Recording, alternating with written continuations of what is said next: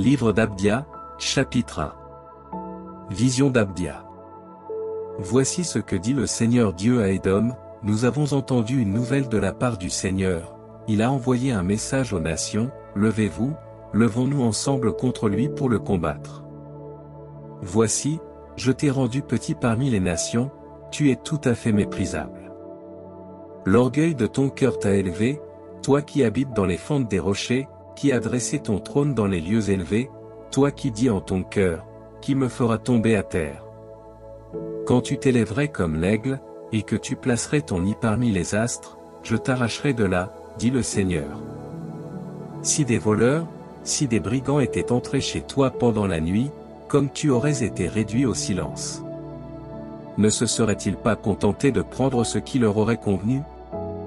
Si des vendangeurs étaient entrés chez toi, ne t'auraient-ils pas laissé au moins une grappe de raisin? Comme ils ont fouillé Ésaü. Ils ont cherché dans ses endroits les plus cachés. Ils t'ont chassé jusqu'à la frontière, tous tes alliés se sont joués de toi, tes amis se sont élevés contre toi, ceux qui mangent avec toi t'ont dressé des embûches, il n'y a pas de prudence en lui.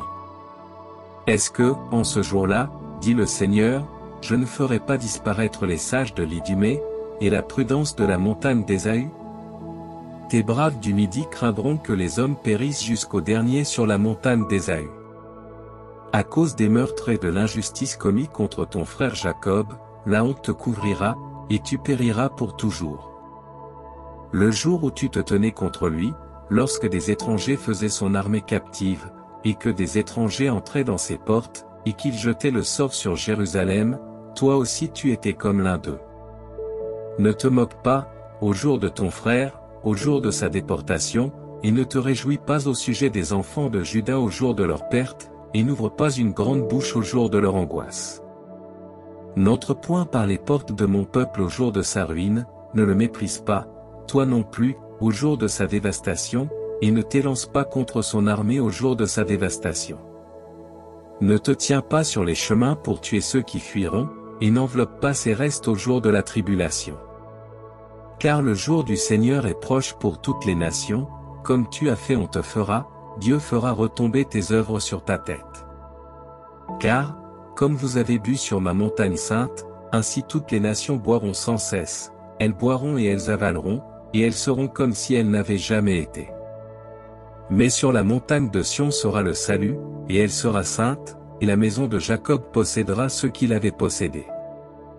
La maison de Jacob sera un feu, la maison de Joseph une flamme, et la maison d'Ésaü une paille sèche, et elle sera embrassée par elle, et elles la dévoreront, et il ne restera rien de la maison d'Ésaü, car le Seigneur a parlé.